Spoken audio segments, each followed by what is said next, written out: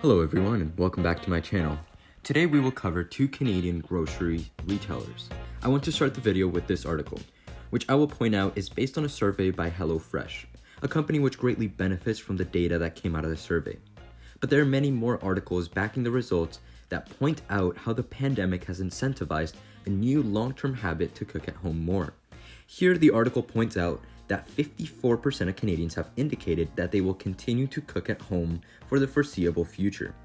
Many factors, including but not limited to impaired price discovery due to excessive economic stimulus by governments and low barriers to entry for retail investors, have made it very difficult to find value plays in the current market. I am making this video to showcase two companies which I believe present a good value opportunity, but we will discuss that opportunity later. I believe that grocery retailers are some of the most recession-proof companies that your money can be in. No technological disruption can change the fact that humans require necessities such as food and water to survive. We will start with Metro, a Quebec-based food retailer that operates in Ontario as well. Their biggest subsidiaries are Food Basics, Jean Coutu, Super C, Première Moisson, and to avoid overcrowding this slide, I didn't include Maxi's logo. They are partnered up with Air Miles to provide their loyalty rewards program, and their most recognizable private brand is Selection. Next, we have Loblaws, whose biggest subsidiaries include No Frills, Real Canadian Superstore, Shoppers Drug Mart, Fortinos, Provigo, TNT Supermarket, and I also did not want to overcrowd this slide, but they also own Valley Mart, Joe Fresh, and George Weston Limited. They have partnered up with MasterCard to offer a loyalty rewards program through PC Optimum Points, along with a newly developing financial services institution under PC Financial, through which they are now offering credit cards and debit cards. Their most widely recognized brands include Life Brands and no-name President's Choice. Taking a look at their stock prices, they both ran up due to lockdown concerns at the start of the year, but have been declining towards the end of 2020. Metro is a smaller company with a market cap of $14 billion compared to Loblaws' $22 billion in market cap. Metro trades at a PE ratio of 18.3, which is high compared to its 5-year average of 16.3, but later on we will discuss why that might be justified. Loblaws trades at a little bit more of expensive valuation than Metro at 22, but compared to its 5-year average of 26, it is actually a little bit cheaper than its past self. Next, we will look at past performance. Before continuing with this slide, it is important to state that past performance does not guarantee future performance. These numbers won't necessarily represent how much each company's stock price will grow over the next few years, but it can help us gauge which company has been more growth-oriented and if such a strategy has been successful. With that said, a $10,000 investment in Loblaws 5 years ago would have returned 28.8% total price appreciation with dividends reinvested. This equates to about a 5.2% yearly return. A $10,000 investment in Metro 5 years ago would have returned 54% with dividends reinvested, which equates to 9.1% a year on average, almost double that of Loblaws' price growth. Let's continue with some growth figures. Metro's 4-year average yearly revenue growth was 9%, while Loblaws' was 1.4%. Metro's 4-year average net income growth was 37%, while Loblaws' was 25%. I'm using 4 years because 3 years ago there was an abnormal increase in revenues and net income, so I went back one more year to even out the data. Next, if we look at cash flows, we start to get a better idea of both of these companies. Over the past 4 years, Metro's operating cash flow has grown at an average of 24.4% per year, while Loblaws has grown at a 20.5% a year. Metro's free cash flow has grown at 39.6% per year, while Loblaws has grown at 65.5% a year.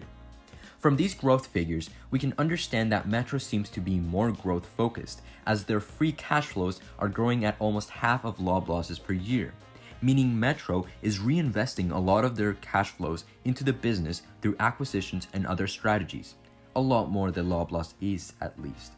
So far, Metro seems to be executing well in their growth strategy, as reflected in their higher revenue and net income growth. An interesting figure to look at while we are here is how their margins compare. Metro has a gross margin of 19.9% and a profit margin of 4.5%, while Loblaws has a much higher gross margin of 30.5%, but almost half of Metro's profit margin at 2%. I would like to point out that both of these businesses are low profit margin companies, and this is something to be expected out of most food retailers in the business.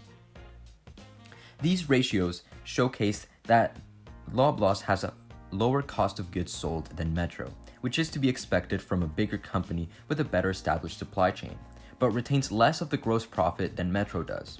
All of this ties into the picture of Loblaws being a safer and sturdier company with lower growth, and Metro being more growth-oriented but possibly riskier. We will now analyze how risky each of the company is based on their balance sheets in the following slides. A quick glance at this chart gives us a general idea of their financial health. Both companies have enough short-term assets to cover their short-term liabilities at a current ratio of 1.3. Metro has a nicer debt-to-equity ratio at 0.77 than Loblaws' 1.5. Metro trades at a higher price-to-book ratio of 2.3 than Loblaws' 2, and at a much higher price-to-cash flow of 9.8 than Loblaws' 4.7. After doing a little bit more digging in their balance sheets, I found something interesting and a little concerning. Both of these companies carry a lot of goodwill and intangible assets in their books. In fact, 46% of all of Metro's assets are intangible and goodwill assets, much higher than Loblaws' 31%. Now, I understand that this is to be expected from food retailers, given that brand recognition and trust is essential in this industry. Therefore, the name of a brand can be valued at a very high price. Nevertheless, this is a figure to keep in mind. Now, taking a look at their dividends, Metro has a 1.14% dividend yield, paying out only 20% of its earnings and 36% of its cash flows. Loblaws has a higher yield at 2.1%, paying out a larger portion of its earnings at 45%, but lower portion of their cash flows than Metro at 24%. Even though Metro has a lower dividend yield, it has been increasing its dividends at an average of 14% per year over the past 5 years, and 11.5% over the past 3 years. On the other hand, Loblaws has been increasing their dividend at a much slower pace, with 5.2% over the past 5 years and 6.2% over the past 3. With everything said, and a reminder that this is not investment advice, this is simply my opinion on both of these companies. If I had a short-term investing horizon where I was looking to retire in some 10 years, I would be going with Loblaws, a bigger, more consistent and safer company. But in my case, I have a longer investing horizon, so if I had to pick which to invest in for my personal case, I would choose Metro. I have recently started a small position in Metro at $57 Canadian, and will continue to dollar cost average into it over the coming months. With that, thank you all very much for watching. Have a great day, and don't forget to like, subscribe, and leave your opinion or thoughts in the comments down below.